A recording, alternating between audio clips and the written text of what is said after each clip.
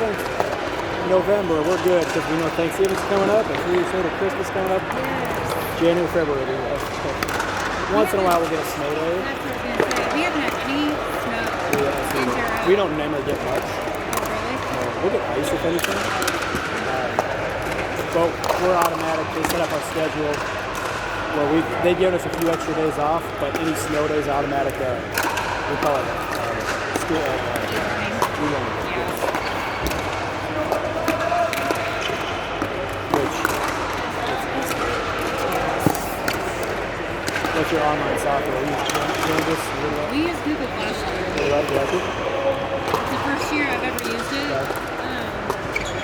We had an actual, in my last school, we had an actual program, like an in-house program called Buzz that we used, which was very similar to Canvas and Google Classroom.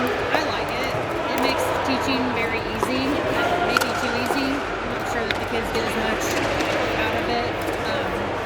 But I don't know. Like English is a different beast because you get a lot of feedback, and then I'm not sure if the kids read the feedback anyway. My handwritten feedback, and now I type feedback. I'm not sure if it read it.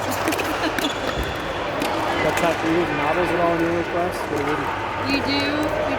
We have a curriculum. It's pretty boring, so I'm trying to branch out a little bit. And we have a local Holocaust survivor. She's deceased now. Her name is Eva Core.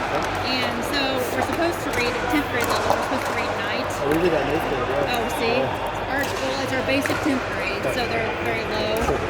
And we're supposed to read night, and we will read night. But I'm starting out with Eva's book, and it's Surviving the Angel of Death.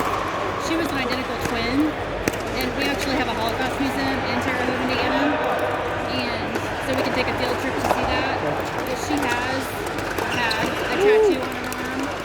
She and her identical twin sister were the only two of her family that survived because Dr. Mengele kept them and experimented on them. And so she wrote a book about it, and it's very simple terminology, very easy read, quick read.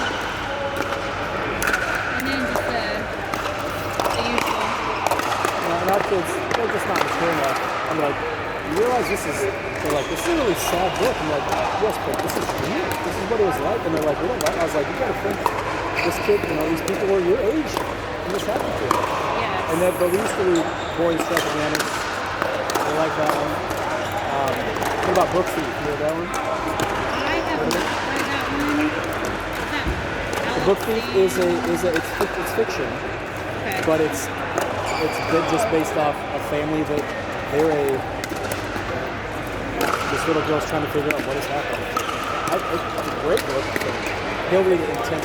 He's in an advanced class in high school, so he'll read that in 10th grade. Our age readers do Anne Frank.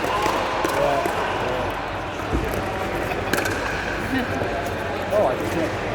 Where do I recognize this guy?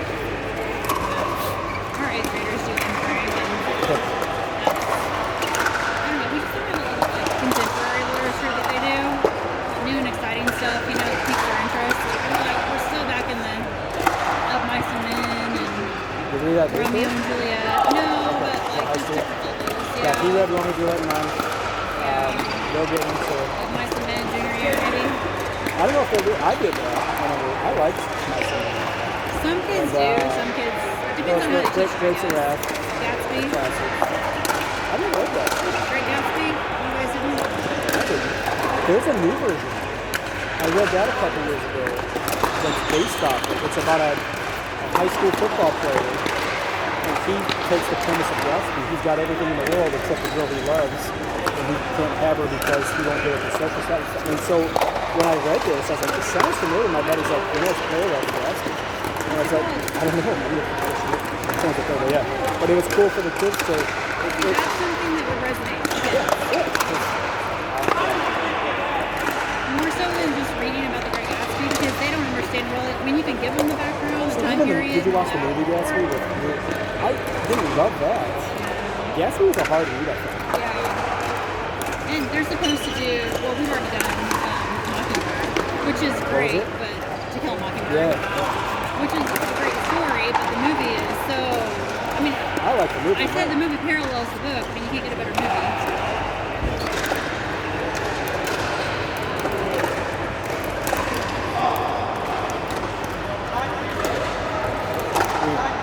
video games at our house and limited screen time. So our kids are good readers.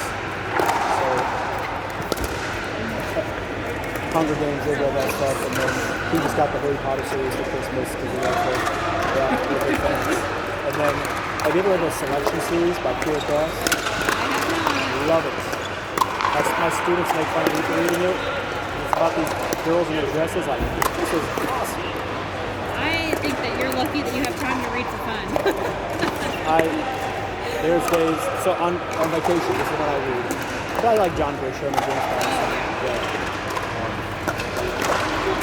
I've been into a lot of, like, my friends and I, we kind of have these, like, I want to say book clubs, and we'll just, like, share books that we read. So we've been into a lot of the suspense and thriller, like, not true crime, but it could be true crime, like Colleen Hoover and different authors, like The Girl in Cabin 12, I think is what it is. And he just kind of... He's not happy.